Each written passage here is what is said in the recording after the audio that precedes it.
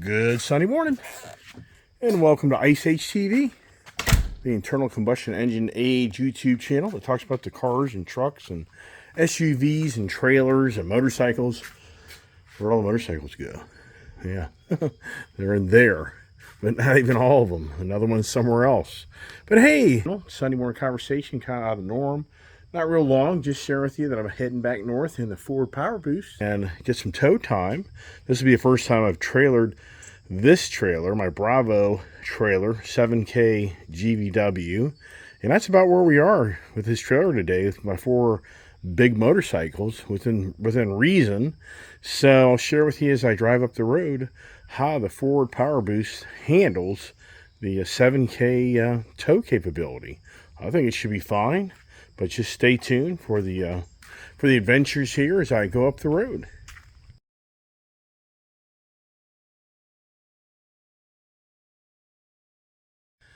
Wow.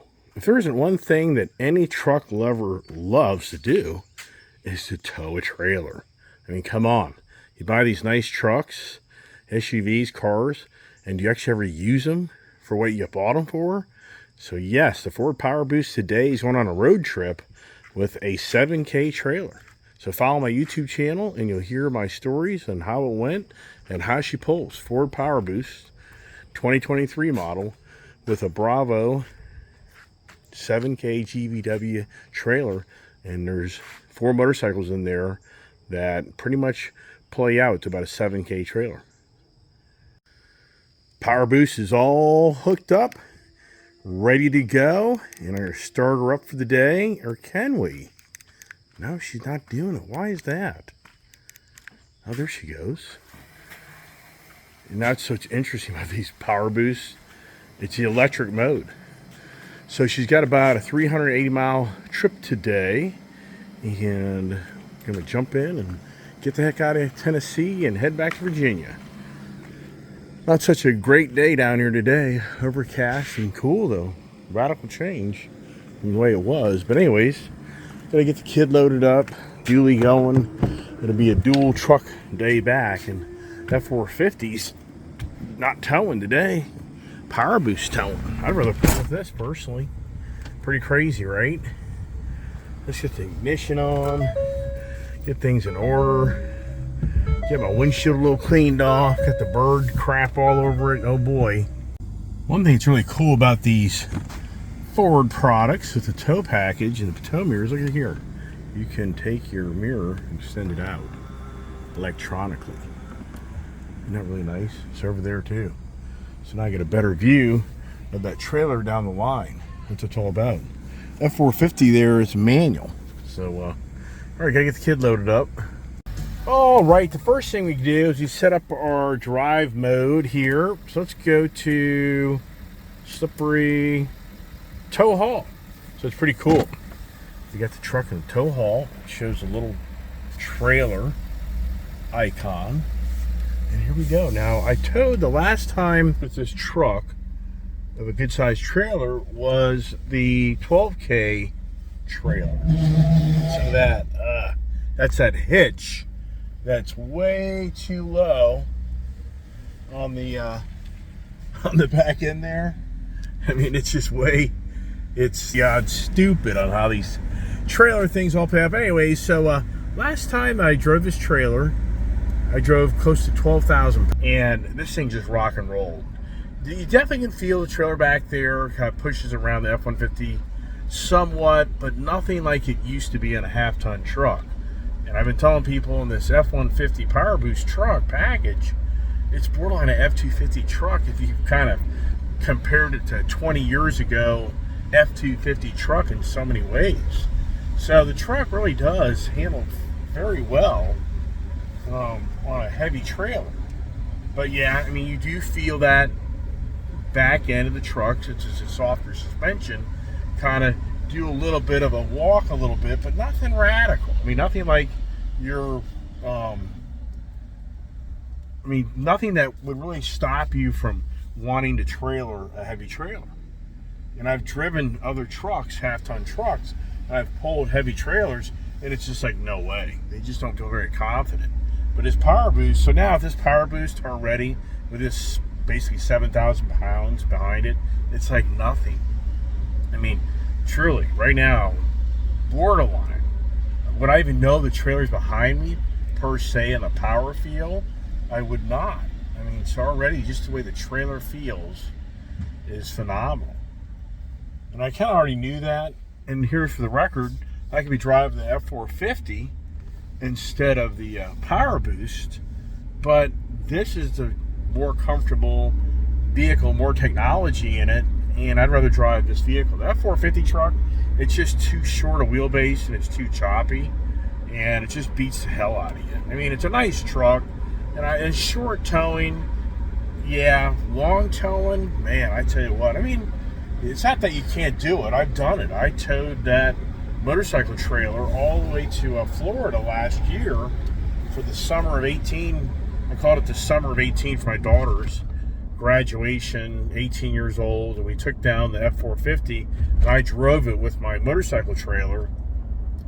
But it's just that truck just beats you up. But I did it. But I'm gonna tell you what, that 1,000-mile trip, man, I was worn out. I mean, I was worn out compared to my Jeep Grand Wagoneer that I bought. And I went down there, if you watched that video here recently, when I went down to see my parents this past late June, and I drove that Wagoneer, and that damn thing was so luxurious, I could have kept on going. I just was not tired like I usually am from driving. And that's the whole ball game. If you're driving a vehicle that really beats you up, then, you know, it just isn't very fun per se, if you understand what I'm saying, because you're tired. It's not enjoyable. And that's how that F450 to me, that's what it is. It's just not a very enjoyable truck to fit the seat of my pants. It's about the kid. The kid loves it. And I've had the 4-door dualies, F450s, and am I going to buy my daughter one of those for her to drive around one of those? No, it's too much truck. And she likes to drive around to the gym and go to the horse, and she likes to just, you know, drive that thing like a regular car. You know as well as I do, a big F450, 4-door, it's just too much truck to be going to the shopping center and running errands and going places. It's a tow truck, man. Tow truck. So right now, this thing's doing great, and I'll need to get fuel at some point, so I'll probably do that up in Bristol, I guess. Probably stop there and check everything, and bikes are all strapped down, and you know, it's such a bummer to have to leave Tennessee. I really like this Tennessee area, and it's such a bummer to have to leave. It's just such beautiful country, and it's just so nice down here.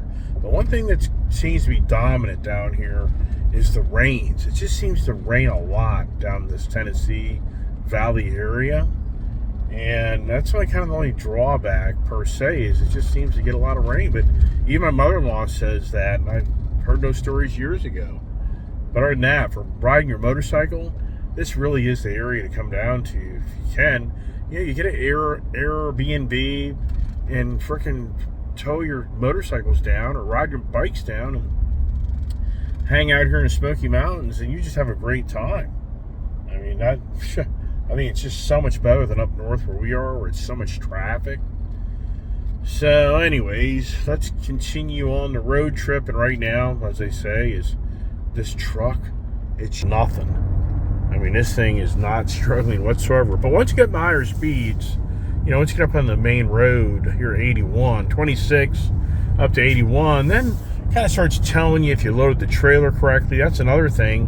When you load these trailers, my experience has been, you go a little heavier near the front than the back. Because, boy, if you get that back tail a little too heavy, it starts walking. I mean, the truck and trailer, it really gets freaky.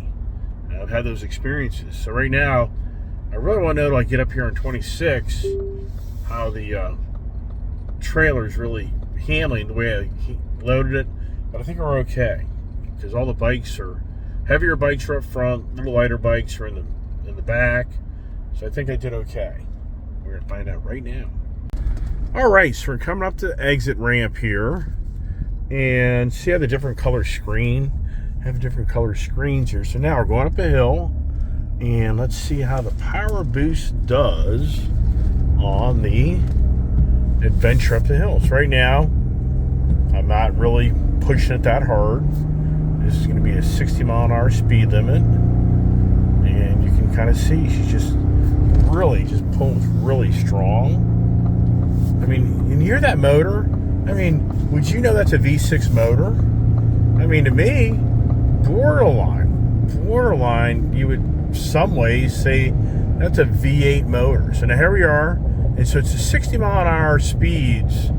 Once you get about 65, 70 is when you start knowing if that trailer is tracking right. And so right now, I mean, that's kind of where we are. So we're at 67. So the trailer's handling really well.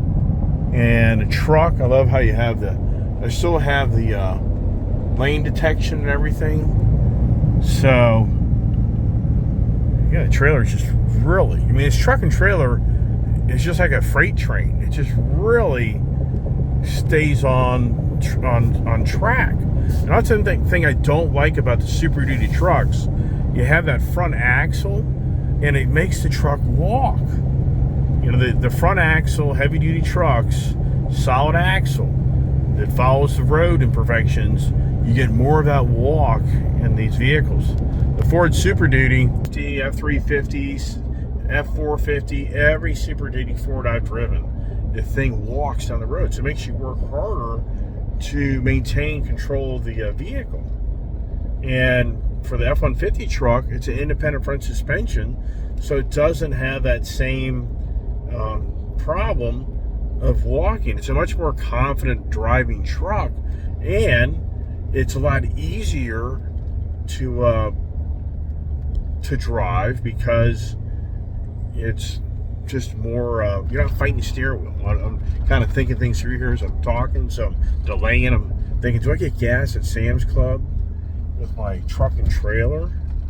And Party's like, I should, because their gas is very inexpensive. But I don't know. I don't know if I can really get in and out of there efficiently. So I think I'll wait and go to Sheets up the road here and just kind of leave it at that. All right, we're going to get some breakfast. Now this Panera has a hell of a steep entrance and exit. I don't know. With the way this trailer's set up, I borderline feel like I could end up having this trailer get stuck on the getting in and out of this place. I don't know. Maybe not. Maybe it's not as bad as I think it is. So we're going to up here at Panera. Everything's on the hill. You live in Tennessee, everything's on the hill. But see here, this has got that steep grade. So coming back down, maybe more of the challenge. They're coming over this crest as it goes. No, didn't do it. Okay, good. All right, getting out of here. This is tricky, if you know what I mean by that. So I'll park it right here, keep it everybody else's way. All right, let's get some breakfast. One thing that's so cool about this Poweboost truck, the electric power is keeping the truck running, so I don't have to turn it off. And that's just a really cool feature. So here we are. We got a truck, and I can lock it up, and nobody knows it's running. Nobody knows it's on. The reason I'm leaving it on because your damn technology gets screwed up half the time. All right, there's the kid. There's the puppy. There's little boy. Hey, little boy. All right. This place is getting busy. Look at the trucks. You'd have no idea that this truck right now is running. And it's always good idea to do a little walk around. Make sure tires are in good shape. Yeah, truck looks good. I mean, truck's leveled out pretty good too. So not too bad. I'm squatting down the back. So I think I did a pretty good job unloading it. Because this is the first time it's on a flat spot. And I think it's good. And there's the kid. All right, so this is so cool. Truck is running. You can hear the electric. See? All right, I think I'm going to cross the street and get some gas. Wow, look at this. Look at the price of fuel down here in Tennessee. Is that pretty awesome or what? $339. I'm gonna get premium. Now this truck here, it can drink some gas. As far as it's got a big tank. I think it's gonna probably take a good 20. I'd say a good 20 gallons, if not 25. So, but I guarantee you, this is just $1. This is at least 80 cents, maybe even $1 a gallon cheaper once I get up the road. That's huge. Sam's Club. Wowsker. Boy, was I about right on. 24 gallons, so it's 25 gallons. Do I know my trucks? I do. Does the kid know her truck?